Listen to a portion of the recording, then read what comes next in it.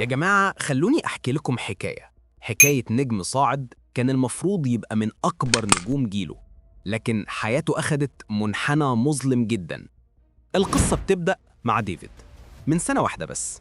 الولد ده كان مجرد شاب بيعمل أغاني على التيك توك، ترندات بسيطة، لحن سريع، كلمتين يشتغلوا على فيديو قصير وخلاص. لكن فجأة ديفيد بقى اسم، بقى فنان محبوب، بيظهر في برامج تقيلة زي جيمي كيميل لايف، بيتصور مع نجوم كبار زي سازا، بيلي آيليش، وحتى بيني بلانكو. يعني الولد اللي كان بيعمل فيديوهات في أوضة صغيرة بقى داخل هوليوود من أوسع أبوابها.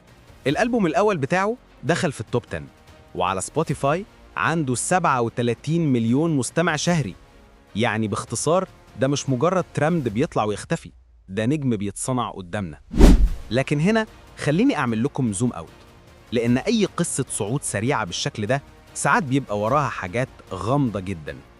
ديفيد قبل ما يبقى مغني مشهور كان عايز يبقى جيمر وستريمر، عنده قناة يوتيوب بينزل عليها جيمنج، واللي متابع فورتنايت زمان هيعرف الولد كان من أفضل اللاعبين.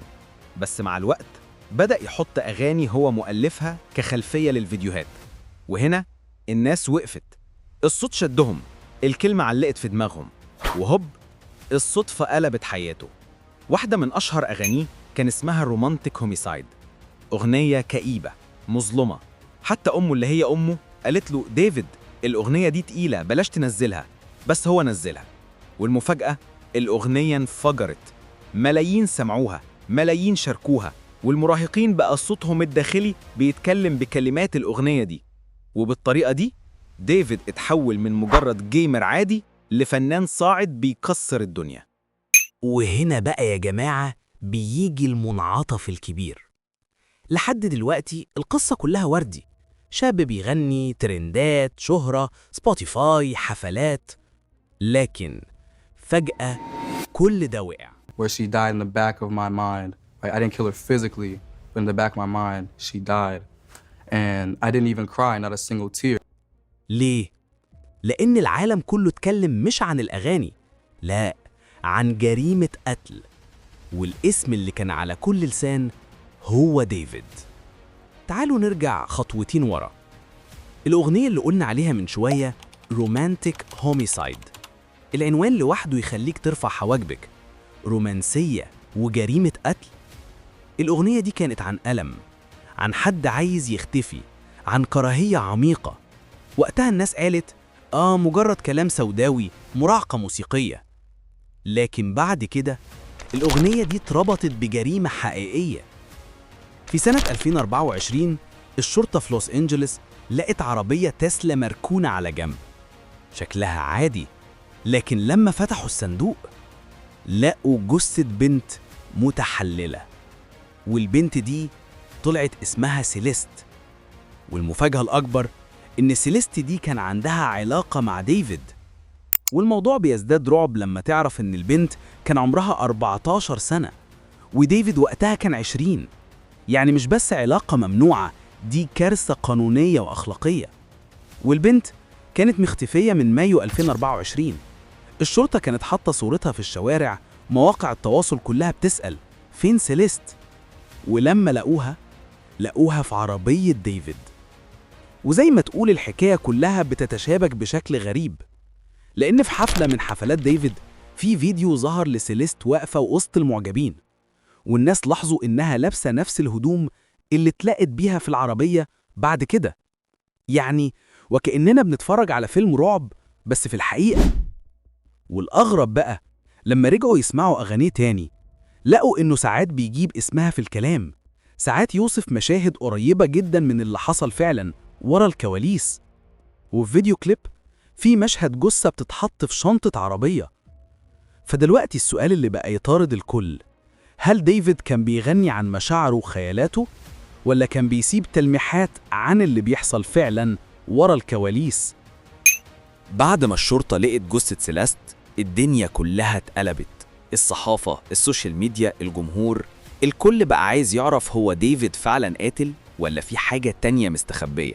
أول حاجة عملتها الشرطة إنها فتشت بيت ديفيد، وهنا بدأوا يلاقوا حاجات غريبة، آثار في البيت، حاجات على الكمبيوتر، رسائل على ديسكورد، الرسائل دي كانت بينه وبين سيليست نفسها، ومش كده وبس، في إشارات إن ممكن كان في طفل بالطريق.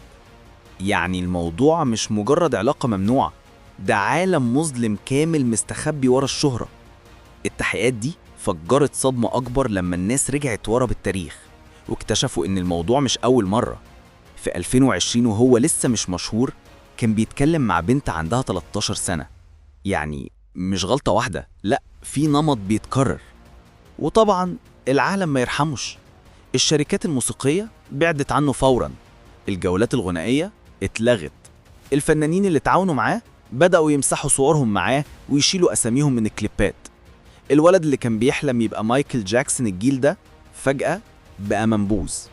والناس على السوشيال ميديا بقت محققين، كل كلمة كتبها في أغنية، كل صورة نزلها، كل حركة على المسرح اتحللت. الناس رجعوا يشوفوا فيديوهاته القديمة، يشوفوا لو كان في إشارات أو اعترافات مبطنة وهو نفسه مش واخد باله. وهنا بقى الدحيح جواه بيقولك: يا عزيزي المشاهد، متخيل إزاي إن كلمة بسيطة في أغنية ممكن تتحول لأدلة في محاكمة؟ متخيل إن ملايين الناس اللي كانوا بيغنوا معاه في الكورس فجأة بقوا شهود محتملين في قضية قتل؟ وهنا يا جماعة نوصل للنهاية، أو بالأصح البداية الحقيقية للقضية. لحد دلوقتي التحقيقات لسه شغالة، المحكمة لسه ما قالتش كلمتها النهائية، لكن المؤكد إن صورة ديفيد اتغيرت تماماً. اللي كان نجم صاعد بقى متهم قاتل، اللي كان بيتصور مع المشاهير بقى صورته على أغلفة الجرايد في قسم الحوادث. والموضوع لسه مفتوح، هل هنكتشف إن دي جريمته الوحيدة ولا في حاجات تانية مستخبية ولسه هتظهر؟